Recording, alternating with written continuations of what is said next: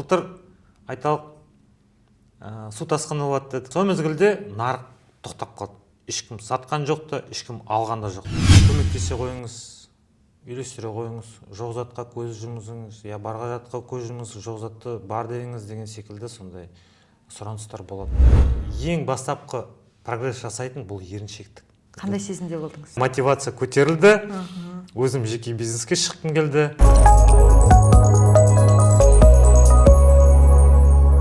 Армысыздар. Эфирде бәрі мүмкін подкасты сіздермен бірге Шолпан Абатқызы. Жалпы көрерменге ой салатын, жол көрсететін, жігерлендіретін бәрі мүмкін подкастының кезекті шығарылымы. Бүгінгі біздің студиямыздың қонағы Альянс Лидер жауапкершілігі шектеулі серіктестігінің директоры, кәсіби бағалаушы Ержанов Бекзат Сәкенұлы. Қош келдіңіз. Саламатсыздар ма? Қош көрдік. Көңіл күйіңіз қалай? Өте тамаша. Көп рахмет шақырғаныңызға, сұхбаттасуға.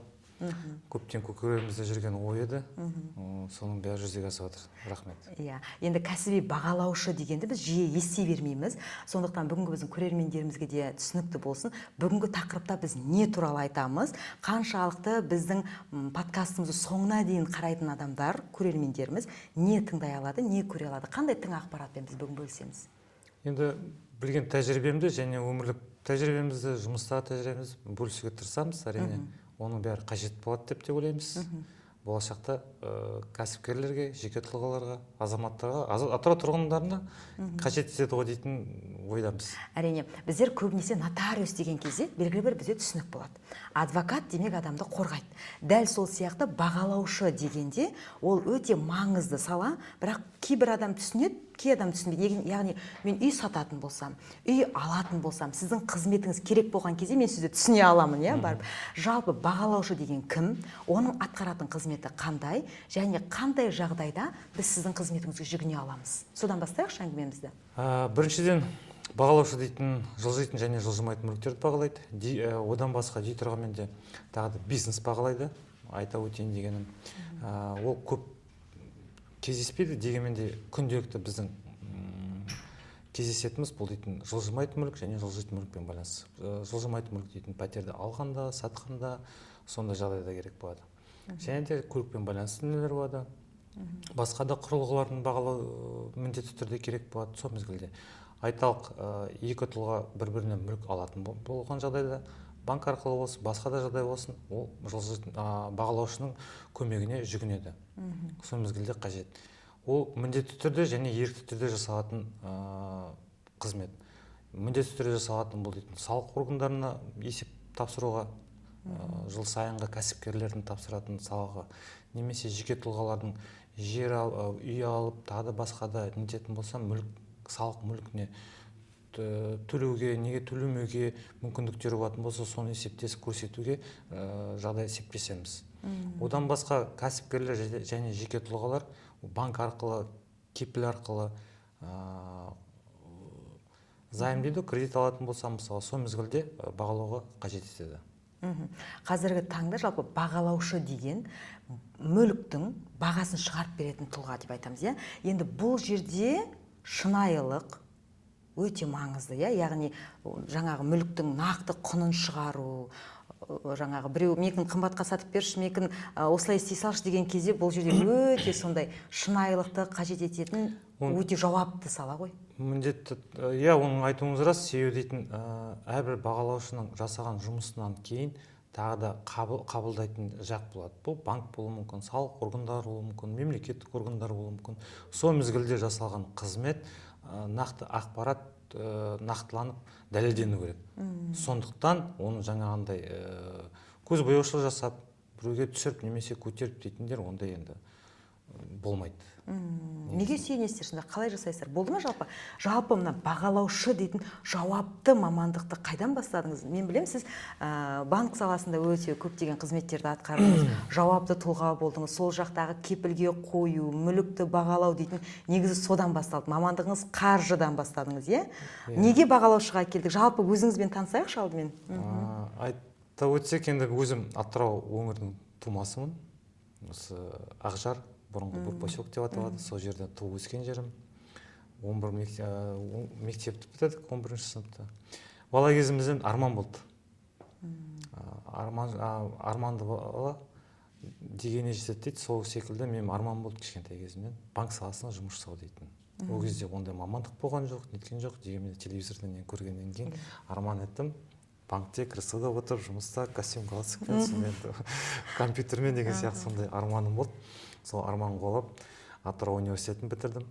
Финансы кредит дейтін мамандық болды, банковское дело. Соны как раз біз мектеп бітіргенде екінші поток бұл түскен, сол мезгілде түсіп, соны тәмамдап бітіріп шыққам. Бітіргеннен кейін банкке орналастым. Ол кезде банктың саласына жақын пенсионный фонд дейтін болды. Сондан бастадық біздер кәсібімді, тәжірибемді. Содан соң әскерге шақырып азаматтық борышымды орындадым. Соң атап өтейік, президентская гвардияда болдым Алматыда.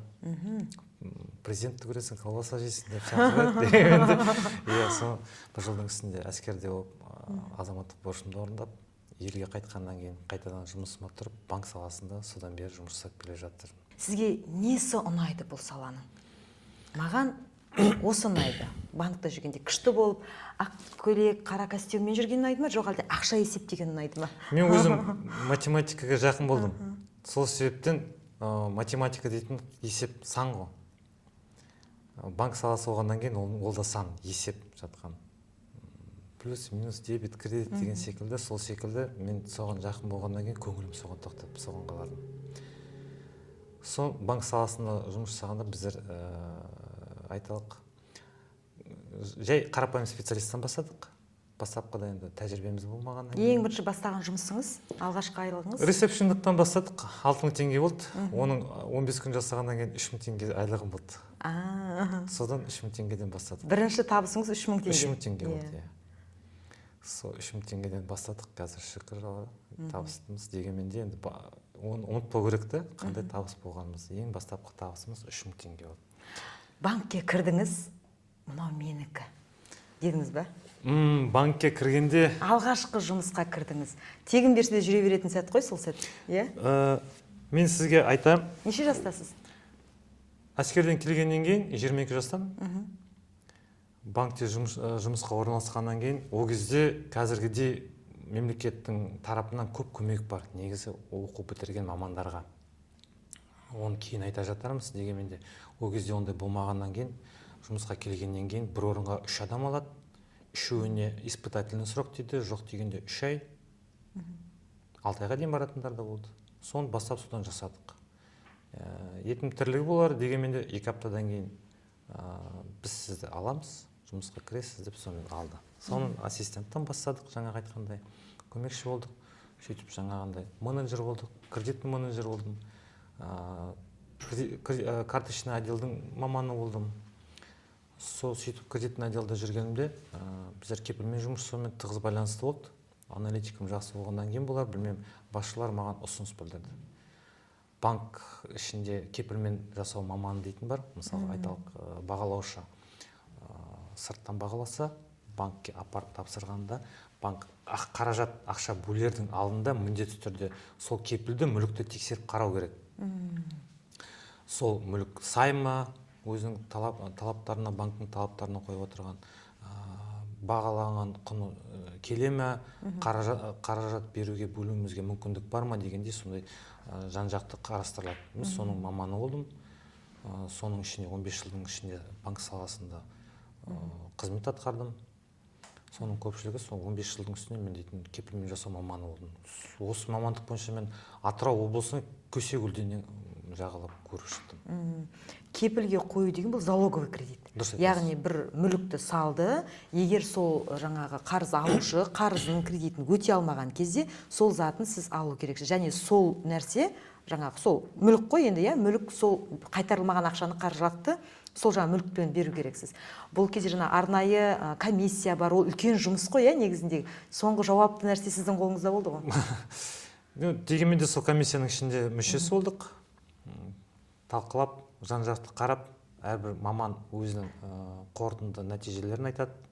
Дегенмен де соңғы сөз енді кепілмен байланысты болғаннан кейін, кепілге қандай жауапты ретінде болғаннан кейін біз ұсыныс білдіріп айтамыз, соған байланысты қаражат бөлінетін болған. Қараңыз, бағалаушы барып үйді бағалап келді, мүлікті, сосын сізге әкеліп берді. Міне мынау менің банк кепіл. маманына тапсырады ғой. Сіз бағалаушы әкелгеннен кейін сол кепілге тұра ма, тұрмай ма, соны сіз соңғы нүктесін Міндетті түрде. қойдыңыз. Банктың өзінің талаптары бар ғой, әрбір келетін кепілге байланысты. Қазіргі таңда бұл жерде қандай өзгерістер бар? Мәселен, мен үйімді кепілге қоятын болсам, мүлікті кепілге қоятын болсам, мен нені ескеруім керек қарапайым тұрғын ретінде, тұтынушы ретінде? Қазір бұл қандай өзгерістер болып жатыр?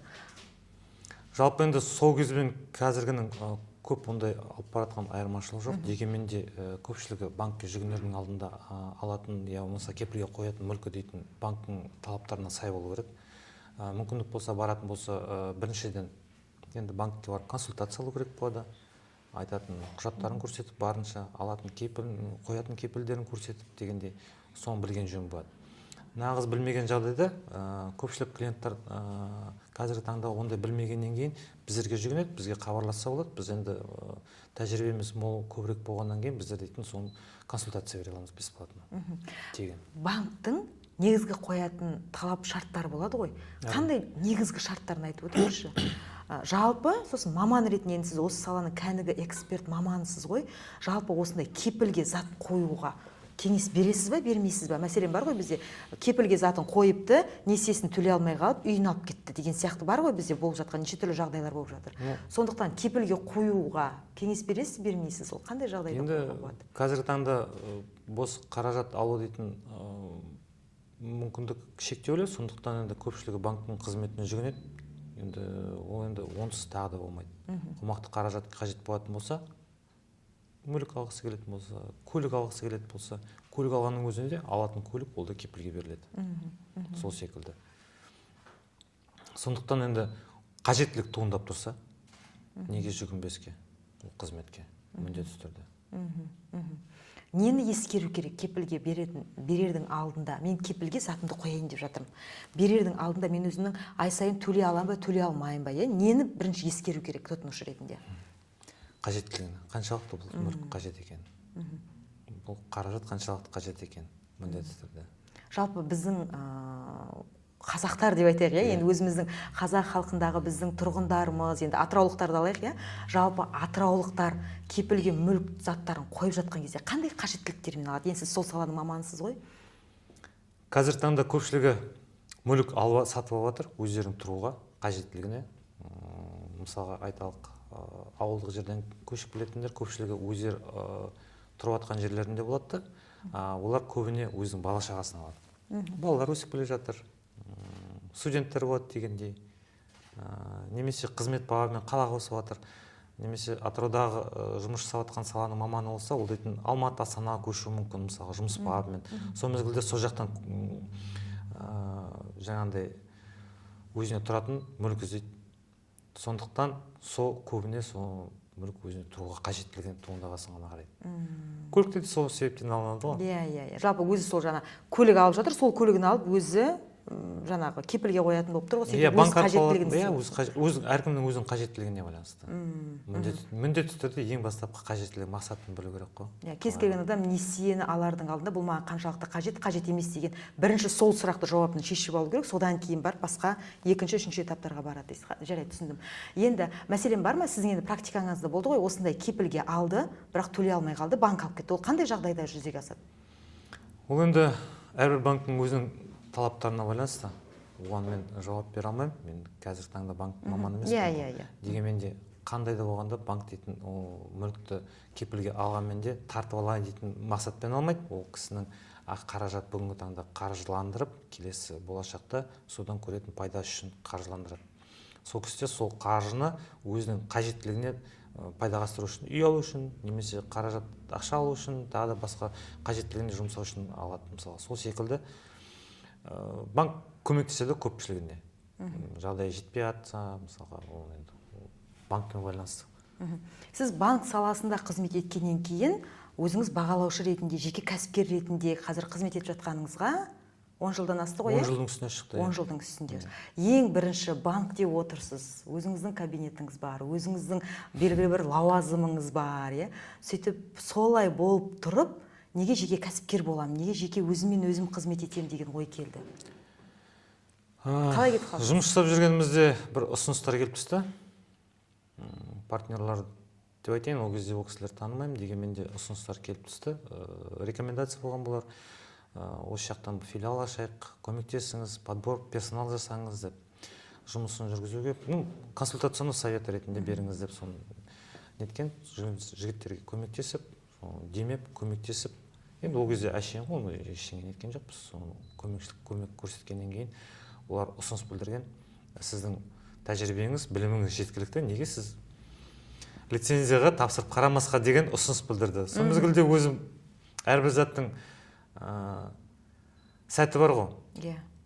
Алла әркімге өзінің бір жолын көрсетеді. Таңертең мысалы тұрғанымызда айталық 5 жыл болады, қай жолмен жүрсек те ол дейтін жақсы болуы мүмкін, жаман болуы, әйтеуір барлық жолмен жүріп қарау керек. Сол мезгілде сол дейтін есік ашылып көрсетілгеннен кейін мен сол жарыққа қарай ұмтылдым да, барып құжаттарымды жинақтап, Қазақстан бойынша оценщик болады, бағалаушы болады дейтіндер құжаттарын жинап сараптамаға, ол кезде Әділет министрлігі соған құжаттарымызды тапсырдық. Соң жарты жылдан кейін жауап келді, құжатыңыз конкурстан өтті, келіңіз емтиханға, сіз өтіп тұрсыз деп жолдама алдыңыз деп. Сол бойынша Астанаға бардым, сол жолдамамен Әділет министрлігіне жиналып емтихан тапсырдық.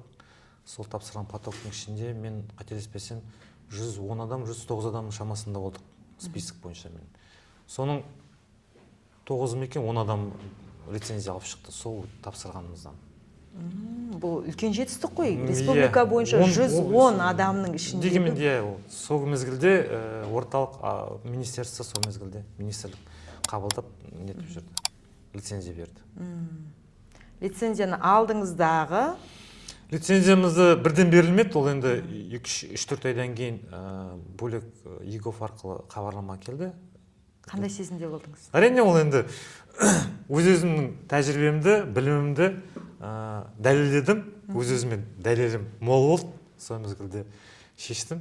Сенімділік артты, мотивация көтерілді. Өзім жеке бизнеске шыққым келді, сол түрткі болды біріншіден. Сол мезгілде банк саласын қоям ба деп өзім жеке кәсіпке шығуға жұмыстан бастағанбыз. Дегенмен де бастап қадам жасағанмен де банк саласын қоя алмадық. Одан кейін тағы да 3 жыл банк саласында болдым. Басқа да банктың танитын басшылары ұсыныс білдіріп, кетпеңіз, бірге жасаңыз, бір 3 жылдай бізге болыңыз қасымызда деп ұсыныс білдіріп неткеннен кейін мен солардың қасында болып бірге жұмыстандық. Сосын 18-ші жыл бәрін бітіріп қойып, рұқсат алып, қазір тек қана өзім жеке кәсібіммен айналысып жатырмын. Жеке кәсіпке шықтыңыз. Иә. Жұмыстан шығып кеттіңіз ғой, иә? Жұмыстан шығып кеттіңіз де өзіңіз жеке кәсіпкер, жеке бағалаушы болып шықтыңыз. Мақсат, арман, мотивация, енді осылай кез келген бірінші кәсіп бастағанда сөйтіп бастаймыз ғой. Қалай болды ең бірінші тұтынушы қайдан таптыңыз? Қалай жарнама жасадыңыз? Одан қанша таптыңыз? Жаңа бірінші маман болып кірген кезде 3000-нан таптыңыз. Кәсіпкер болғанда қанша теңгеден бастадыңыз? Ол да бірінші жаңа айта өтейін деген бірінші кәсібім, бірінші табысым жаңа ол да 3000 теңге болды. Сізде бар ғой 3000 теңгеден бастадыңыз? 3000 теңге болды. Өте қуанып жерден қазына тапқандай болдым. Сол мезгілде ең бір азапқа өзім тапқан табысым. Негізі банкте жүрген кезде сіздің жалақыңыз немесе табысыңыз? Өте мол болды енді. Иә. Соны мен тағы атап өтейін деген, мен қазіргі таңда жастардың бірден мол қаражат тапқысы келеді, бірден офиста отырғысы келеді. Ол енді арман болмауы мүмкін, ол тек мақсат болуы мүмкін өздерінің. Арман болу керек ең бастапқысы. Ол барып есік алдынан ассистент болып кіреберістен бастап келіп бір лауазымға жету, банктың ішіндегінің өзінде белгілі бір кабинетке отыру, сенің стол компьютеріне белгілі бір шешім қабылдап сөз жүретіндей маман болу, ол екі талай. Ол ана есік алдынан төрге дейін ол 5 жыл, 10 жыл болуы мүмкін. Иә, баспалда қой, барлық этапта сен білу керексің, көру керексің. Шындық болу керек та соның бәріне. Жастарға айтатын. Шыдамдылық ең бастапқысы керек. Ол енді және тұтынушымен жұмыс жасағаннан кейін әртүрлі тұтынушы келеді. Оның ыңғайына көну керексің, сөзінен сен түсіну керексің, ол түсіндіру керек, яғни ол жерде де бұл өте үлкен жауапкершілік.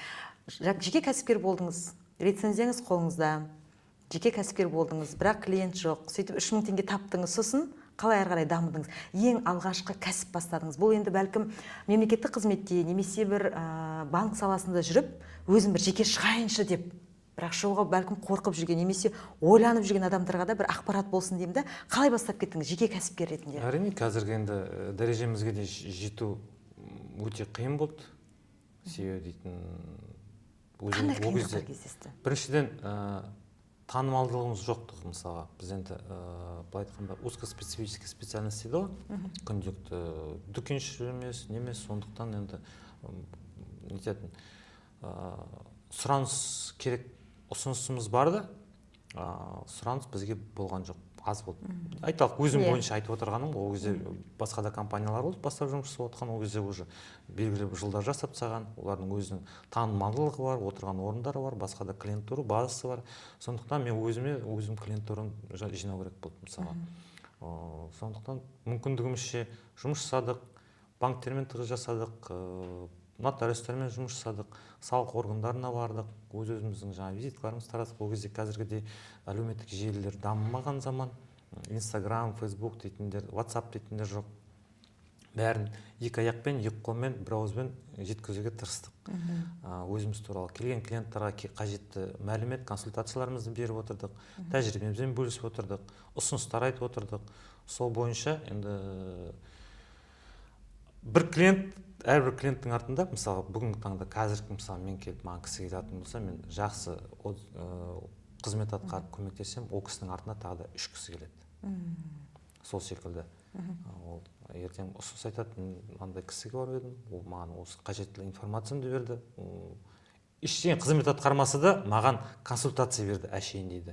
Ең жеңілі қазір таңда басқа да қызметтерге, адвокат, нотариус бірдеңелерге баратын болсақ, біздер тек консультацияның өзіне қызметіне ақша төлейміз. Уақыт. Біздер мүмкіндігімізше оның бәрін әшейін береміз. Себебі біріншіден мен айтып өтейін деген 15 жыл банк саласында тәжірибеміз бар, сонымен бөлісеміз, соны ескере отырып, бағалағанда қалай болады, қалай бұқыны қандай болады дегенде, өте ме, өтпей ме дегенде, салық органдарына барғанда қалай болады, соның бәріміз білгенімізше, сотқа баратындары бар, сондай барымызша тәжірибемізбен бөлісіп консультация беріп отырамыз. Ең алғаш кәсіп бастағым келеді, кәсіпкер болғым келеді деген адамның бойында қандай қасиет болу керек? Мақсат болу керек. Ол да бәрі арманмен байланысты. Мен мысалға бір клиент бүгін мысалға күнім бос өтті ма, мен дейді мысалға жоспар құрамын. Жоспар болу керек. Арман болғаннан кейін жоспар болу керек. Жоспар болу үшін, клиент тарттыру үшін мен осыны әрекет етуім керек. Анаған баруым керек, мынаған кездесуім керек, мынаған ұсыныс білдіруім керек деген секілді. Сонда міндетті түрде әрдайым да әрекет болу керек. Күніне бірнеше әрекет, түске дейін бір әрекет, түс қайта бір әрекет дегенде әрдайым да үлгеріп мүмкіндігінше жеткізу керек соның бәрін. Жаңа ғана жоспар туралы айтып қойдың. Жалпы өзіңіз жоспар қалай жасайсыз? Жылдық, айлық, 5 жылдық, 3 жылдық жоспар қалай жасайсыз? Күніңізді қалай жоспарлайсыз? Адамда біріншіден де арман ғой. Ол да жоспардың бірінде. Арман болу үшін ол ең шыңды деп айтайық мысалы. Соңға жету үшін белгілі қадамдар бар. Сол қадамға жету үшін әрбір жоспар құрылады. Сол жоспарға жоспар енді мүмкіндігімше мен дейтін жоқ дегенде бір 2-3 күнге жоспарлап қоямын күнімді. Бір аптаға жоспарлаймын шамалап мүмкіндігімше. Енді одан басқа бір айлық жоспарларым болады, финансы жоспарларым болады, қаржы жоспарларым күнделікті табыс болғаннан кейін. Түсінікті. енді жас жалпы мына бағалаушы дегенде жаңа біз айтып отырмыз, шындық, адалдық болу керексің, яғни ешкімнің көңіліне қарамай бір 35 миллион үй болса жоқ, 40 десе жоқ, ол 35 миллион деп айту үшін де сіздің бойыңызда шынайылық, туралық, тіке қарау деген сияқты, ол қызметке деген адалдықтан басталады. Жалпы егер мен бағалаушы болғым келеді дейтін жастар болатын болса, оларда қандай қабілет болу керек, сол жағын айтыңызшы. Әділдік болу керек біріншіден.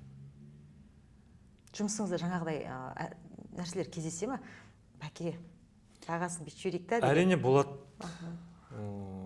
Кездеседі, көмектесе қойыңыз, үйлестіре қойыңыз, жоқ затқа көз жұмыңыз, барға жатқа көз жұмыңыз, жоқ затты бар деңіз деген секілді сондай сұраныстар болады.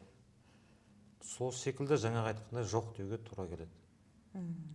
себебі біздің жұмысымыз лицензированный қызмет болғаннан кейін ертеңгі таңда қандай да бір қателік шығып жатса, ол біздің лицензиямызға тоқтау болуы мүмкін. Мен өз кәсібіме тоқтап қаламын. Сол секілді мен одан да жаңағы кісіге кішкентай жоқ айтайын, болашақта маған үлкен жоқ болғаннан гөрі.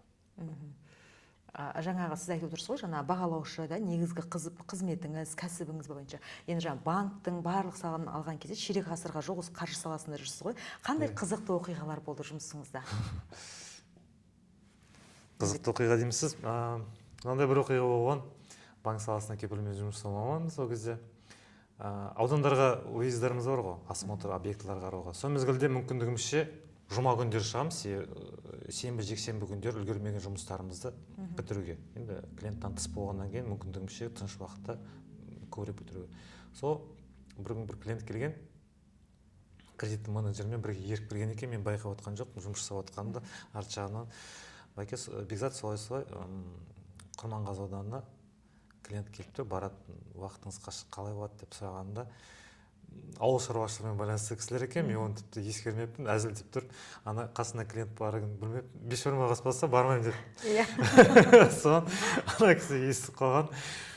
Соған жұма болатын бүгін, мен басшылар дейтін басқа үлкен объектілер шығып, соған басқа объектіге кететін болып, мен ол жаққа бара алмай қалдым. Соған жаңа айтайын деген қызығым, мен көмекшім болды, жаңадан келген. Соны жіберген, объект дейтін жігіт. Сосын қасына стажировкада жаңа маман келген кредиттік менеджер. Сол екеуі барады, барғаннан кейін объект қарағаннан кейін түс көзестің шамасы, қалай оқында да жеткенше түс болады, объектілерді қарайды, сосын жүр түстенек деп жаңа үйге шақырсады. Табақ қой сойғанда басысын құрмет дейсіз. Сонда бір қызық болған, келгеннен кейін бәке қатырдыңыз, бір табақ ет асып қойды, басысын тұрды. Қызықты. Сондай оқиға болған бар баяғыда. Ал жалпы енді жұмысымыз қызықты. Әрбір клиентпен кездесеміз, өйстіп сұхбаттасамыз. Қазір таңда мысалы сізбен отырып камера, софиттардың астында отырып сұхбаттасақ, клиенттермен алыс жақын жерге барғанымызша біздер барғанша сөйлесеміз, келгенше сөйлесеміз, неше түрлі клиенттер кездеседі. Ашығы да, тұйығы да бәрі болады. Әртүрлі. Сонымен енді кішкентай болса да психолог болуға да тырысасың. Бір мүлікті бағалауға қанша уақыт кетеді? Бүгін келіп, бағалап, қарап, құжатын дайындауға қанша уақыт кетеді? Енді айталық, көбіне тәжірибеміз бойынша кездесетін бұл пәтерлер. Айталық, клиент хабарласты, барып қарап келуінің өзі, барып қайтып келу қаланың ішінің өзі бір сағат жарым өзінің шамасында уақыт алады. Одан басқа оценканы тапжылмастан отырып бір кісімен жұмыс жасау, содан бастап плюс 2-3 сағат уақыт алады. Себебі отчеттің өзі бір жоқ дегенде 25-30 тұрады, басталады сол мезгілден. Ең азының өзі. 25-30 ол бағалаудың ең бастамасы, иә? Өзінің осындай тігіліп шығатын отчет дейміз ғой біздер енді өзінің сараптамамыз. Сол өзінің 25-30 басталады. Азының өзі мен сізге. Одан басқа. Мынандайға дейін барады ғой, мысалға. Оның барлығын қолдан отырып өздерің жазасыз. Әрине, енді ішінде құжаттары бар, жасалған отчеттің өзі бар, жаңағы бағалау сараптамамыздың өзі. Себебі дейтін көпшілік ойлайды, оны тек Бекзат 20 миллион тегісі жаза салды. Оның бәрі анализ, сараптама, есеп, талап, біздің заңымыз бар. Бізге жасалатын оценка отчеттарымызға қойылатын талаптарымыз бар. Біздің жұмысымызға байланысты стандарттар бар. Халықаралық стандарттар, республикалық стандарттар. Соның бәрін жүгіне отырып жұмыс жасауымыз керек. Барлық оценканы белгілі бір жерге апарады, соңында апарған жер тексеріп қарайды, қабылдайды, қате болатын болса, ол қабылдамай кейін қайтарып жіберуі мүмкін. Бұл жұмысымызға баяғыда мен университет оқығанымда менің орыс тілінен мұғалім болды. Сол айтады, Бекзат, это камушек, ваш огород деп. Сол секілді бұл менің жұмысыма сөз білді. Қазір барлық жасанды интеллект, робототехника болып жатыр. Мәселен, 25 беттің барлығын өздеріңіз теріп отырасыз. Қазір оны ChatGPT-ге айта салып, бір нәрсе жаза салуға болмай ма? Жоқ, бұл біздің жұмысымыз творчестволық жұмыс емес, бастан аяқ 25 беттің бәрін қолдан толтыратын. белгілі бір біздің ең бастапқы жасалатын жұмысымыз, біз белгілі толтыратын жерлер бар, оны міндетті түрде өзіміз толтыруымыз керек, міндетті түрде. Одан басқа міндетті түрде өзіміздің есеп қисабын жасауымыз керек. Оны өздерің жасау керексіңдер. Негізгі жұмысымыз 2-3 сағаттың бәрі сол тек есеп қисаппен кетеді. Мүмкін келетін болар, дегенмен де жасанды интеллектті білмеймін. Қалай болып жатыр. Дәл қазіргі таңда оны қолданып жатқан жоқсыздар, барлығын барып қарау керек. Енді сіз жылжитын жылжымайтын мүліктердің бағасын білесіз, бағалаушысыз. Жалпы әр кезде қандай үйлердің құны кетпейді. Яғни мен қазір осыны алып қойсам, инвестиция шамалы уақыттан кейін, 5 жылдан кейін, 10 жылдан кейін осыны осыншаға сата аламын деп қай үйлерді айтуға болады? Жалпы мына тұрғын үй кешені деп айтамыз ғой, ЖК содан алған жақсы ма, әлде басқа мемлекеттен берілген үйлерден алған жақсы ма? Қай райондағы үйлер өзінің құнын жоймайды? Бізге күшті ақпараттар беріңізші. Ал жақсы, енді эксперттік советтары көшетін болсақ, мен біріншіден атап өтейін дегенім, мысалға, қалай деп айтсам екен, бұл енді мемлекеттің макроэкономикалық жағдайына байланысты. Баяғыда 2008-2009 жылдар өте үлкен қаржы дағдарысы болды, дүниежүзілік. Соның бәрі Қазақстанда, мен ол кезде банкте жұмыс жасаймыз, сол мезгілде көрдік. Мүліктің бағалары түскен жоқ, құлдырады, кәдімгідей неше түрлі нелер болды. Сондай макроэкономикалық жағдайымыз жақсы болатын болса, тұрақтылық болатын болса, онда ешқандай өзгерістер болмайды. Жыл сайын жоқ дегенде пайызынан белгілі бір әрбір сегмент өзінің пайызын қосып отыр. Халықтың жалпы әлеуметтік жағдайы, қаржылық жағдайы шүкір. Сондықтан қажеттілік туындаған сайын, қажеттілік спрос дейді, ол спрос болса, и предложение да соған байланысты болады. Бұл енді ең бастапқысы көпшілігінің қазір мүлікпен байланысты бұл дейтін пәтерлер құнын жоймайды. Қай жерден үй алуға кеңес бересіз, пәтер алуға? Орталықтан. Әркім өзінің қажеттілігін туындауына байланысты, мүмкіндігіне байланысты, қаржылық жоспарына байланысты, жаңағы айтқандай. Мысалы, біріншіден бұл дейтін жас семья болуы мүмкін. Оларға айталық спальный районнан жеткілікті бір бөлмелі болуы мүмкін. Мысалы, айталық үлкен кісілері бар, орта жылдық отбасы болуы мүмкін мысалға. Олар енді жер үй қарағанды тәуір көреді, мысалға секілді. Немесе айталық орта қолды семья болуы мүмкін, мысалға 2-3 баласы бар. Олар енді орталықтан немесе басқа да жаңағыдай спальный районнан қарауы мүмкін. Ол енді социальный объекттер дейді, әлеуметтік объектілер. Мектеп, бала бақша сияқты курстар, автобустардың жүріп тұруына қолжетімді общественный транспорт соларға қарайды. Сол секілді көптеген нелер бар, критерийлер бар.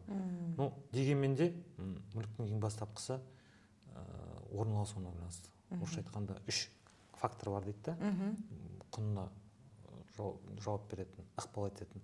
Бұл орысша айтқанда месторасположение, и еще раз месторасположение. Вот орналасқан жері дейсіз. Орналасқан жеріне. Әрине, айталық бірдей 2 үй тұрғызуға болады, қаланың ішінде және ауылдық жерде. Кеткен шығынымыз бір болуы мүмкін, 10 миллионға үй тұрғыздық, жерін алдық, үй тұрғыздық, кеткен шығынымыз бірделік. Қаланың ішіндегі үй 10 миллион жойғанымызбен ол 20 миллион тұруы мүмкін.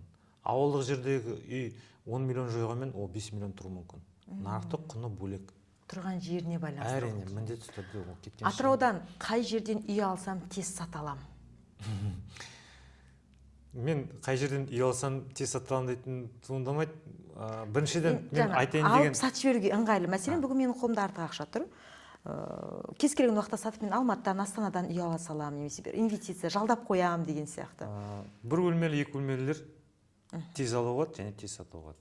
Ол қаражат жағынан тез оборачиваемыз, көптеу, ыңғайлау. Егерде 3 бөлмелі, 4 бөлмелер болса, олар енді сатуға өте қиындау болады. Алатын кісілер аздау болады, құнында қымбаттау болғаннан кейін уақыт алады, уақыты көп кетеді. Сондықтан 1-2 бөлмелі алуға болады. Сондықтан қай жерден алу дейтін оны енді айта алмаймын. Себебі алған кісінің де өзінің қаражатына байланысты, қай жерден алатыны, жаңа қажеттілігіне байланысты кезіндегі. ол да соған байланысты. Түсінікті. Енді мысалы үшін қазіргі таңда біздің атыраулықтар, Атырау облысында айтатын болсақ, үй қазақ үйден көп алады ма адамдар, әлде пәтерден алады ма? Қазіргі таңда 2005 жылдан 2010-ға дейін көпшілігі ауылдық жерден көшіп келді, немесе пәтерліде тұрып жатқандар, көпшілігі жер алып, жер үйге үй салып, жер үйге көшті. Қаланың айналасында көпшілік микрорайондар салынды сол мезгілде. Мирас, Жұлдыз, барлық қала қазір үлкейіп кетті, көп үлкейді соның арқасында. 20-шы жылдардан бастап қазіргі таңда енді 2015-тен 2020-ға дейін кішкене бірдей дәрежеге келді пәтер мен үйдің сұранысы. Қазіргі таңда қалада 20-шы жылдардан бастап қазір бізде қалада көп үлкен неше түрлі ЖК дейміз, заманауи жылы комплекстер салынып жатыр, бетке ұстар құрылыс компаниялары келіп жатыр, солар салып жатыр, конкуренция көп, мүмкіндіктер көп, несіне брендіне байланысты салып жатыр, мысалға там BI секілді сондай компаниялар. Әйтеуір алатын мүмкіндік көп, сондықтан қазір көпшілігі пәтер алуға бет бұрып жатыр, қазір ыңғайлы көріп жатыр. Себебі ол бәрі психологиямен байланысты, адам еріншек болып баратыр. Бәріміз жаңа жасанды интеллект деп отыр, оның бәрі еріншектікке байланысты. Ең бастапқы прогресс жасайтын бұл еріншектік. Себебі баяғыда телевизор дейтін барып қолмен бұрайтын болды, тұрс, мысалы, кнопка басу. Адам еріншек ойлады, ана жерде жатты да диванда, мен мына бірдеңе етсем ғой деп. Сол еріншектік пульт ойлап табуға мүмкіндік берді біріншіден. Ізденіс. Сол секілді жасанды интеллекті де еріншектік. Қазір адам еріншектік жаңағындай қалада вообще пейет неше түрлі сфера услуг көп дамыған ғой. Ол да еріншектікке байланысты. Пәтерге тұрғаннан кейін жүр ана кафеге тамақ ішіп келейік, жаңа баланы оқуға берейік, сабағын қарауға мысалы уақыт бөлмей, өздерінің досуг дейді ғой, өздерінің хоббилары мүмкін. Отағасы, анасы жұмысынан тыс спортқа баруы мүмкін мысалға. Балдарын сол себептен үй жұмысын қарамай, жаңа сондай нелерге беру мүмкін. Қосымша курстарға бере саламыз. Соған ыңғайлы. Бастапқы кезде мұндай ЖК-лар не болмағаннан кейін, көпшілігі ауылдық жерден келгеннен кейін, пәтерде тұрғандар жер үйге көшкісі келді, сондай өзінің көп ықпалдылықтар болды. Қазір енді жер үйден бәрі жаңа неге шыққысы келеді, пәтерге шыққысы келеді. Жалпы мына пәтерге жиі көшу осы біздерде болғанда көктемде су тасқынына байланысты да өте көп. Сол кезде барлығы бір мына жарнаманы қарасаң, үйімді ауыстырам, үйімді сатам, үйімді ауыстырам. Клиент қазақ үйлерден шықты ғой. Соның барлығы бізге мына нарықта бағаға немесе әсер етті ме? Әрине, әрбір жақсы және жағымсыз нарыққа баға ықпал етеді. Айталық, қазір дейтін көп жылдан бері елордамыз Астанада ЛРТ-ның столбылары тұр, мысалы, бітпейді. Коррупцияның несі деді, әйтеуір соның белгілі өздеріне. Дегенмен де қазір таңда бұны іске бітіріп, тестовый қазір режимді қосып жатыр. Біріншіден жарнама жүріп жатыр. Мысалға, айталық, Алматыда станция метро салғаннан кейін жарнама станция метроның қасындағы пәтерлер қымбат түсіп кетті. Өзіңіз білесіз, Алматының ішінде транспортында өте ыңғайсыз, сол секілді Астанада да соған ЛРТ қарап. ЛРТ-ның қасында жүретін пәтерлер арзан шығуы мүмкін, шум дейді, шулайды мысалға. Бірақ та бір-екі қадам алшақ болып, шаг бы доступность дейді, бір квартал төмендеу болсын, жақында болсын, сондай болатын болса, ол қымбаттауы мүмкін. Себебі аялдамасына жақын. Мен ЛРТ-ға жақынмын деген секілді. Жетуім ыңғайлы, жұмысқа барсам да, оқуға барсам да дегендей мысалға. Сол секілді өзінің белгілі бір ықпалдары бар бағаның көтерілуіне, шамалы болса немесе бағаның түсуіне. Ең жеңілі кезінде пенсион ақшаларымызды алуға мүмкіндік бергеннен кейін бағалар шырт көтерілді. Себебі нарыққа көп ақша шықты, халықтың қолына түсті, мүмкіндіктер туындап бастады. Біреулер алды, мысалға біреулер қаражаты болып оны сатып алды, сатқан кісілер өзінің қаражатын қосып басқасын алды, немесе сол секілді белгілі бір движение, қозғалыс болды нарыққа деген. Сол мезгілде нарық көтеріліп кетті. Сондай болуы мүмкін. Бәрібір белгілі бір ықпалдары бар. Немесе былтыр айталық су тасқыны болады дедік, ойбай бәріміз дайындалып осы бірталайға дейін, сол мезгілде нарық тоқтап қалды. Ешкім сатқан жоқ та, ешкім алған да жоқ та. Сатқысы келгендер сата алмады, алғысы келгендер алғысы келген жоқ. Қаражаты болғанмен де, ой болғанмен де, дегенмен де су тасқыны болады, техногендік жаңағындай форс-мажор напса, техногендік ситуация болуы мүмкін, су басып кетеді деген сияқты не болады деп тоқтау болды. Сондай. Одан кейін мысалға су тасқыны болды, Құлсарлықтарға болсын, Атырау кім зардап шеккендерге ақша бөлінді, қаражат. Кейбіреулері мысалға айталық, басқа қалалардан пәтерлер алды, үйділер алды, басқа жақтан қарады, қаладан қарады. Сонымен ол да түрткі болды, бағаның көтерілуіне мүмкіндік болды. Ол да сондай болуы мүмкін белгілі бір жерлерде. Белгілі бір деңгейде көтерілді, сосын сол баға қалып қояды ғой, төмен түспейді, көтеріліп төмен түсіп тұра ма? Ол да психологиялық не? Бізде көтерілген зат ешқашан түспейді. Соны айтамын. Жаңа сіз айтып жатырсыз ғой, жалпы эксперт ретінде пәтер алсам, ол құнын жоймайды. Ал қазақ үй алсам, ол құнын жояды дейтін ой бар. Дұрыс па? Дұрыс, отчасти дейді орысша, шешті көп емес дегенмен де. Жер үйге көп факторлар ықпал етеді. Біріншіден орналасқан орнына байланысты жаңағындай. Оны енді жер үй болғаннан кейін сен оның шаруағы дұрыс болу керек. Шаруаның жаңа благоустройство дейді ғой, брусчатка болу керек, там гараж, сарай, қосымша құрылыстардың навес сияқты сондай құрылыс қажеттіліктер, мангальная зона отдыха, ағаштарың, плодовый деревья жаңағындай, жеміс ағаштарың, газон, сондай сияқты тартымды заттарың көбірек болса, ол мүлкің, үйің тартымды болады. Ал егер де ол үйіңе сен көңіл бөлмеген, қаражат бөлмеген болсаң, ол үйіңнің өтуі екіталай, құнын жоғалтады. Қасындағы ұстап сондай үй мысалға бірақта ақталған, сырланған, қаралған бірдей болуы мүмкін, но оның құны 25 болуы мүмкін. Мысалға айталық. Қасындағы үй ол да 25 сұраса, ол бірақта өте алмайды, 20-дан артық сата алмайды. Себебі ол тартымсыздау. Любой товар, мүлікте де ол да товар. Бір-бірімен салыстырманың арқасында көтеріледі немесе түсінеді. Сол секілді. Пәтерлер енді бәрі стандартны ғой.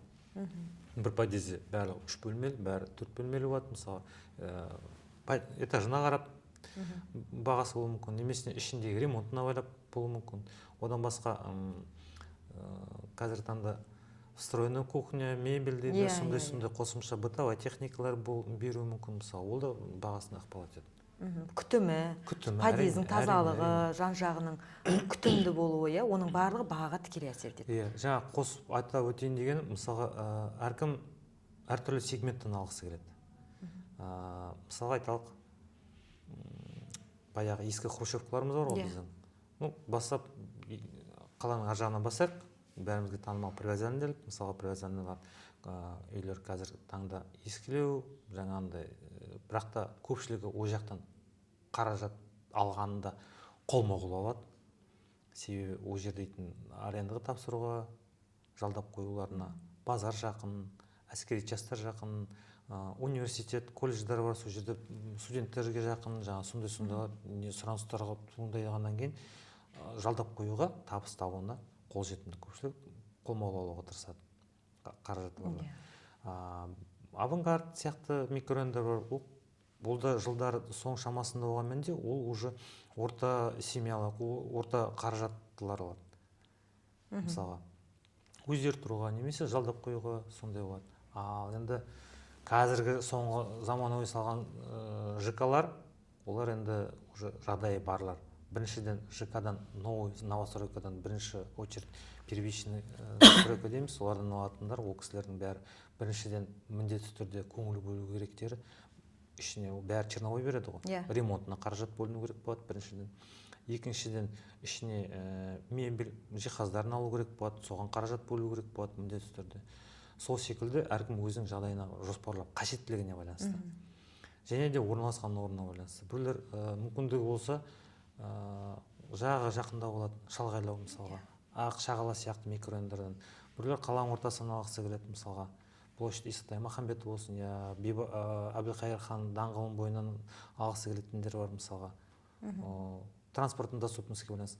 Астында көлік жоқтары сөйтіп қарайды мысалға. Әркімнің өзінің қажеттілігімен, мүмкіндігімен байланысты болу керек.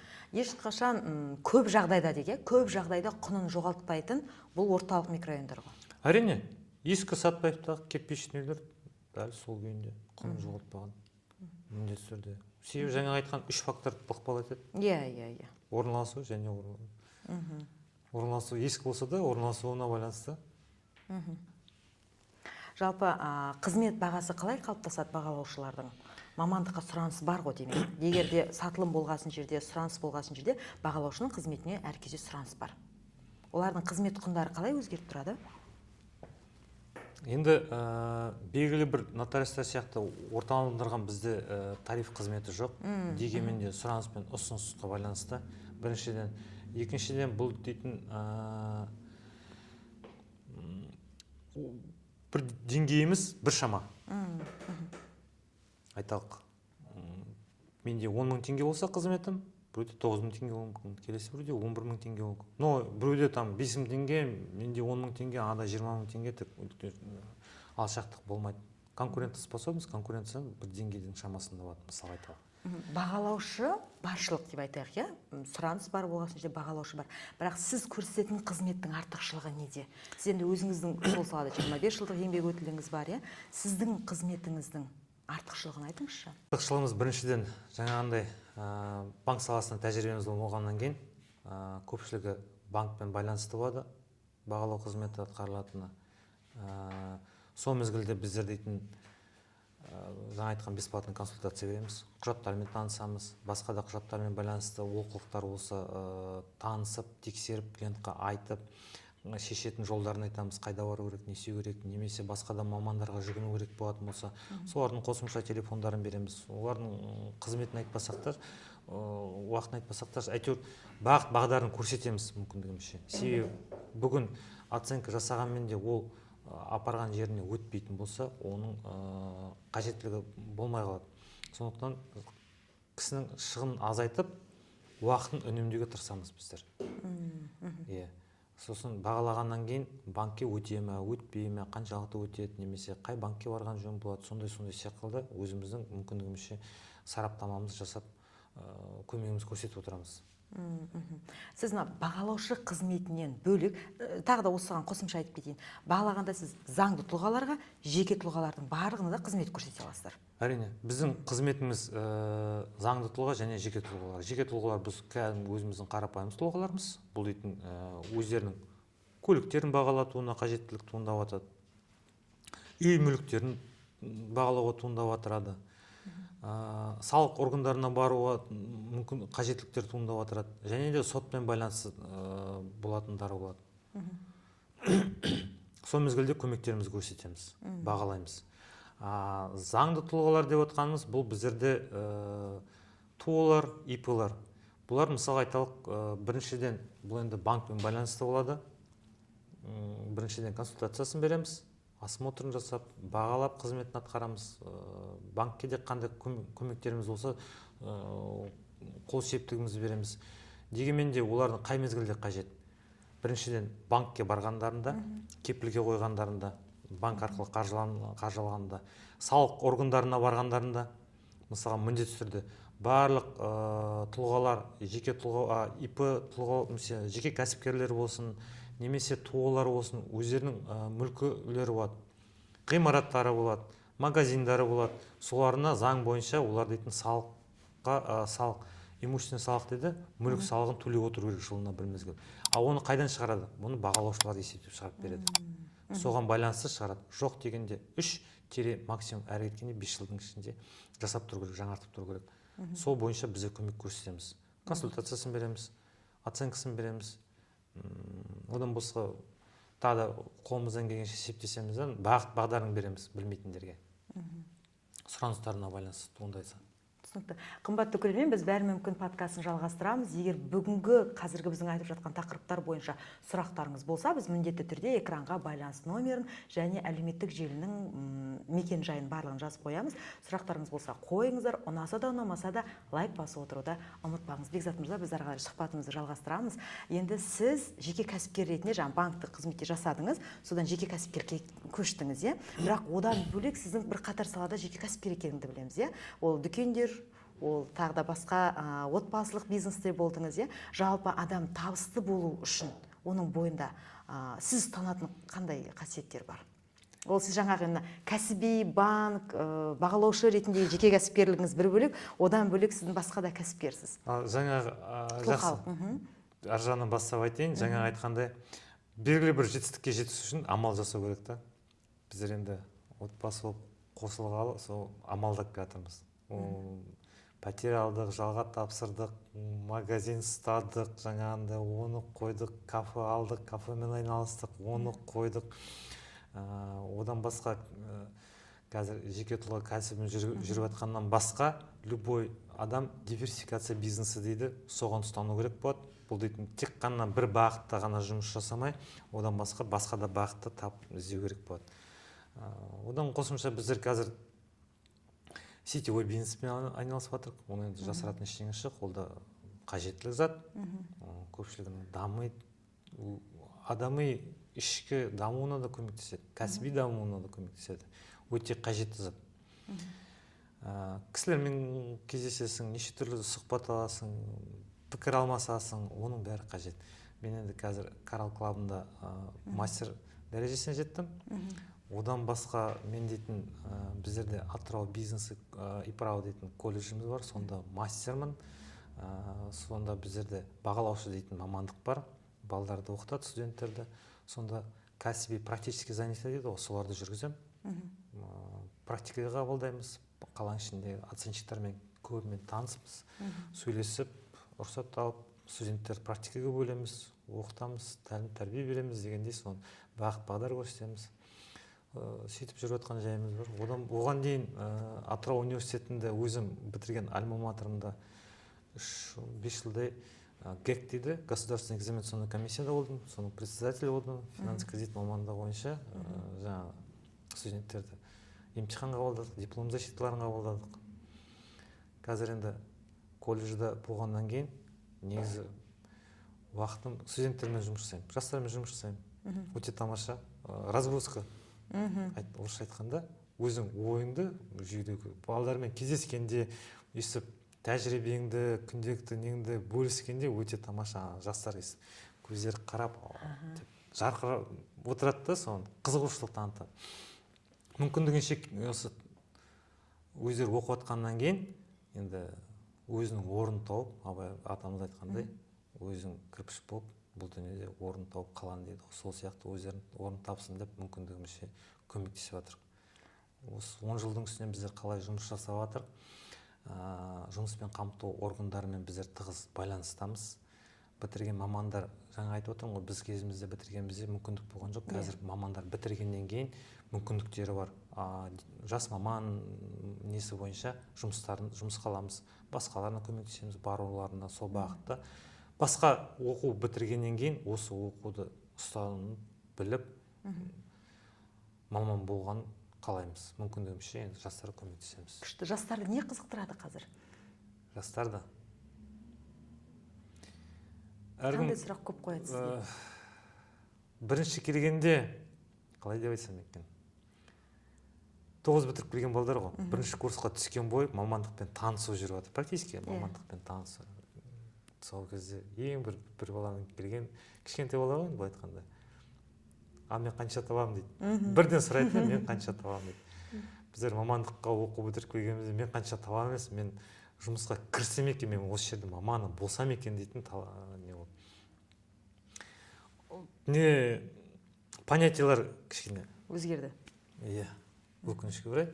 Енді біріншіден болам дейтін болу керек, болғаннан кейін ғана табыс келеді. Адам болмаса ештеңе болмайды. Амал ету керек, ерінбеу керек, табысылмау керек. Жаңа айттыңыз ғой, бірнеше бизнестарда болдым деп. Енді біздер былай ғой, бір бизнесті ұстап аламыз да, үйлессе де, үйлеспесе де соны, осы енді деп кейбір кәсіпкерлер бір бизнестің артында әлі жүреді, бірақ не өспейді, не өшпейді, бір қалыпта, бірақ 20 жыл бір магазинде келе жатырмын деп айтады. Сіз айтасыз, кафе аштым, жаптым, дүкен аштым, жаптым, да, жаңағы тағы да. Қалай сіз бір бизнесті бастадыңыз? Сіз есептейсіз бе, бұдан пайда бар, жоқ, жоқтаса келесін аштым. Қалай сіз жеңіл ауыса бердіңіз, да? Жоқ, ол енді қазір таңда айту жеңіл ғой. Неше жыл болды сонда? Қалай жүрдіңіз? 20 жылдың үстіне шықты ғой енді соны. Мәселен, дүкен бизнесінде, азық-түлік кәсібінде қанша жыл жасадыңыз? Одан пайда көрдің, жауап тастадыңыз ба? Жоқ, бір жылға жақын жасадық, өзіміз тәжірибеміз. Жинақтадыңыз. Амал жасау керек қой, жаңағындай.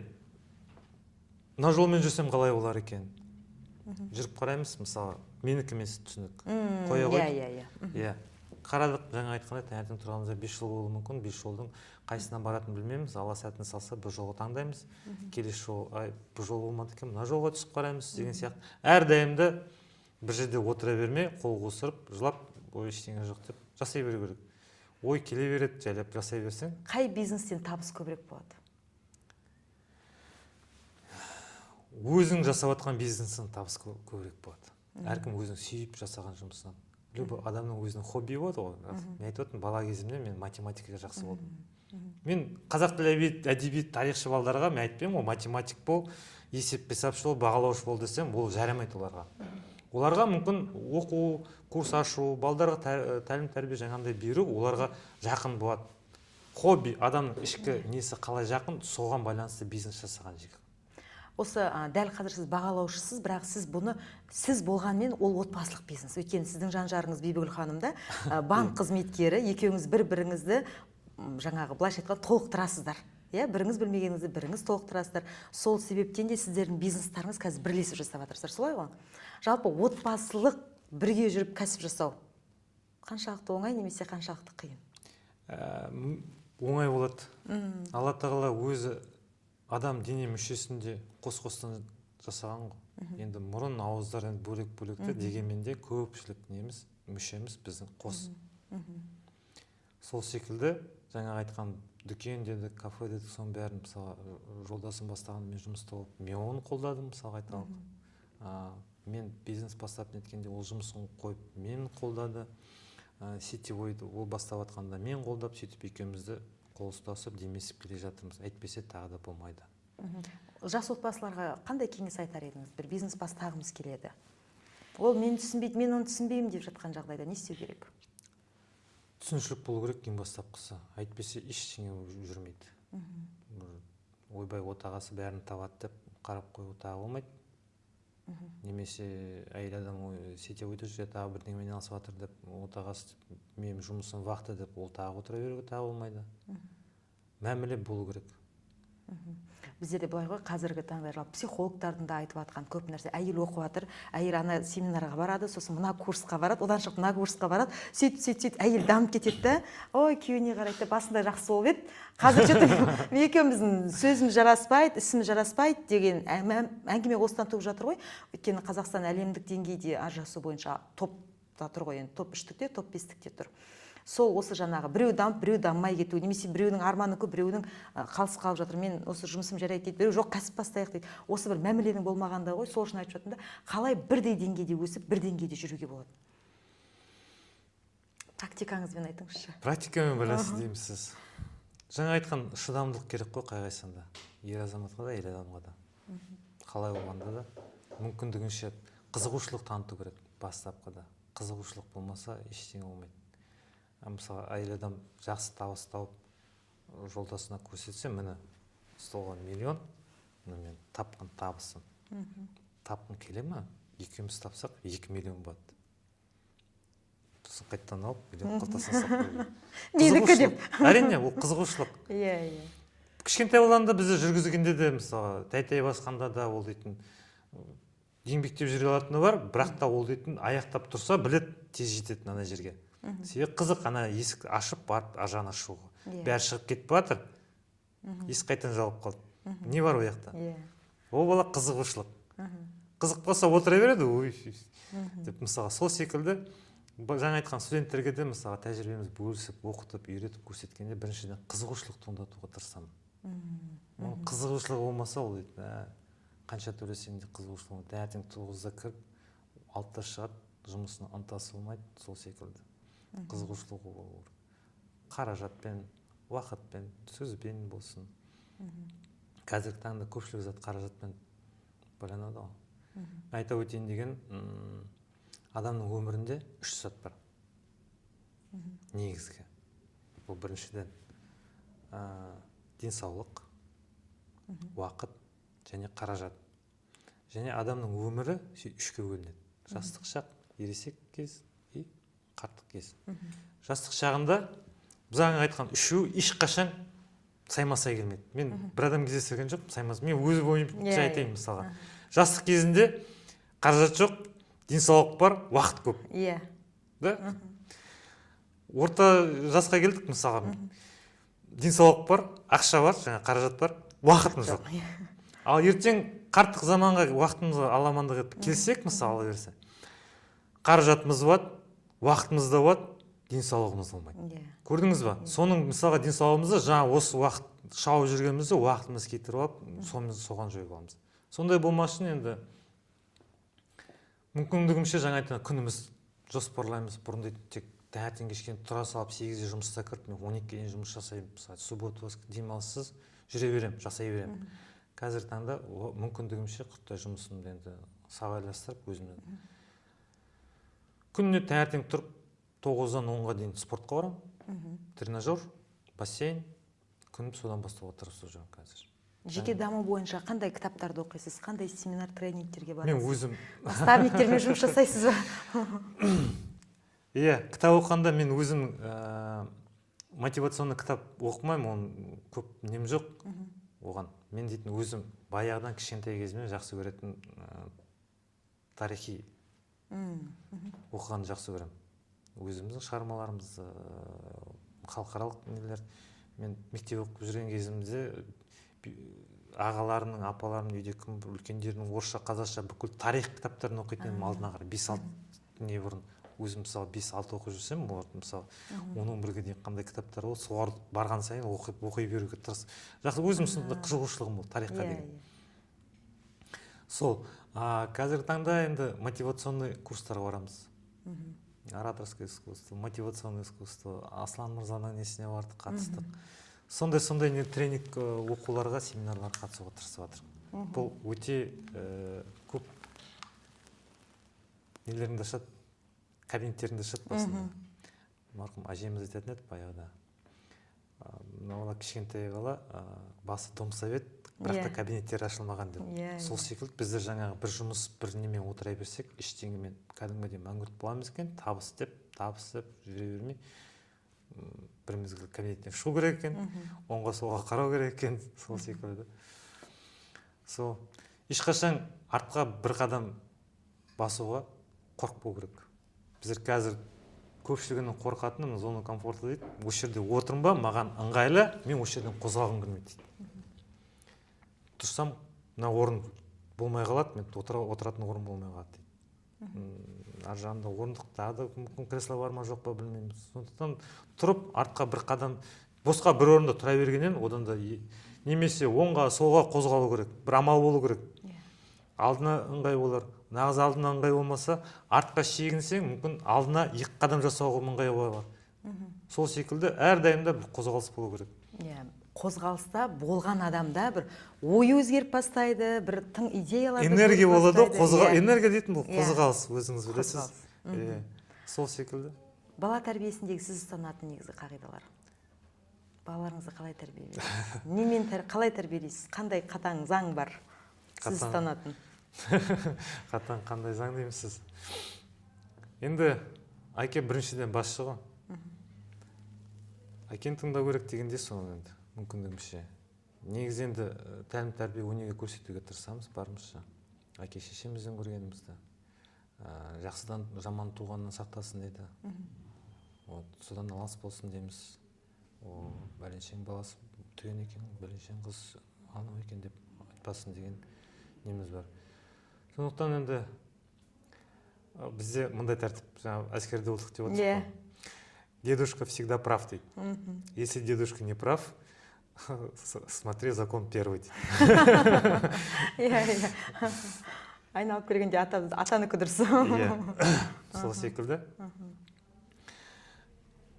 Негіз балдарымызды дұрыс қазақи тәрбиеге беруге тырысамыз. Бәрі қазақша оқыған. Үлкендерім қазір Алматыда жұмыс жасап жатқаны бар, оқу оқытқаны бар, қалғандар қасында мектеп оқитылар. Өзіңді тәрбиелеу арқылы балалар саған қарап өседі. Жаңағы атаның айтқан дұрыс деген сол өзіңді тәрбиелеу ғой, өзіңе қарап қана бала өседі. түсіндік, жолдасыңызбен қарым-қатынаста аптасына гүлап берсең, ай сайын ақша берсең, күйеудің жолын ашық, анау қазір мотивациялық рилстар жоқ ғой, ақшаң көбейгің келсе әйеліңе сыйлық бер, ақша көбейткің келсе осылай деп, сізде қандай ұстаным бар? Қандай ұстаным бар деймісіз? Бұнда енді көп артық ештеңе алып жатқан жоқпыз, дегенмен де қажеттілігіне байланысты өзі керегін алады. Жалпы сыйластық, отбасындағы татулық, ол енді тек бір жақты емес қой. Ең бастапқы менен сыйлық бұл дейтін түсінушілік бір-бірімізді. Мен түсінбесем, он жерінен қандай сыйлық алып берсем де, дүниелік сыйлық алып берсем де, онда болмайды. Мүмкіндігімше түсініп, бір-бірімізді қолдап, не бастасақ та бірге бастап, жүргенімізді, қадамымызды орысша айтқанда свидаться дейді ғой, мысалы бір басып, бір тынып, бір демалып, бір жүруге тырысамыз. Ең бастапқы түсіністік ол бір-бірімізге сыйлық деп ойлаймын соны. Өте құнды ақпарат айттыңыз дәл қазір. Өйткені қазіргі мына материалдық өмірде бір нәрсе әпер емес, шындығын деп бір ғана түсіністірушілік. Бүгінгі менің ойым осылай, сен қалай ойлайсың, а менікі осылай дегенде бір-бірін тыңдау, есту, ол өте маңызды. Жаңағы ерлі-зайыптының арасында, немесе бала мен ананың, әке мен баланың арасындағы қарым-қатынастағы бұл қарым-қатынас қой, өмірдің өзі бүкіл әлем қарым-қатынастан тұрады. Бүгінгі біздің студиямызға келіп, сырлы сұхбатпен бөліскеніңізге көп-көп рахмет айтамын. Жұмысыңызға сәттілік тілеймін, сіздің қызметіңізді алып, ой, керемет, осы Бекзат мырзадан осы қызметімен менің үйім осылай істеді, мынандай кеңес алдым. Жаңа өзіңіз айтып жатырсыз ғой, студенттерге бағыт-бағдар беремін. Бірнеше кәсіптің басында жүрсіз, сондықтан жұмысыңызға, ісіңізге Алла береке берсін. Көп рахмет студияға келгеніңізге. Рахмет. Сау болыңыз, сіздерге де рахмет көп-көп. Қымбатты көрермен, бүгінгі бәрі мүмкін подкасты өз мәресіне жетті. Бүгінгі өзің студиямыздың қонағы Альянс Лидер жауапкершілігі шектеулі серіктестігінің директоры, кәсіби бағалаушы Ержанов Бекзат Сәкенұлы болды. Қымбатты көрермен, егер сізге бұл подкасттан түйген ойыңыз болса, міндетті түрде комментарийға жазып кетіңіз. Ұнаса да, ұнамаса да лайк басыңыз, тіркелуді ұмытпаңыз. Эфирде амандықпен жүздесейік.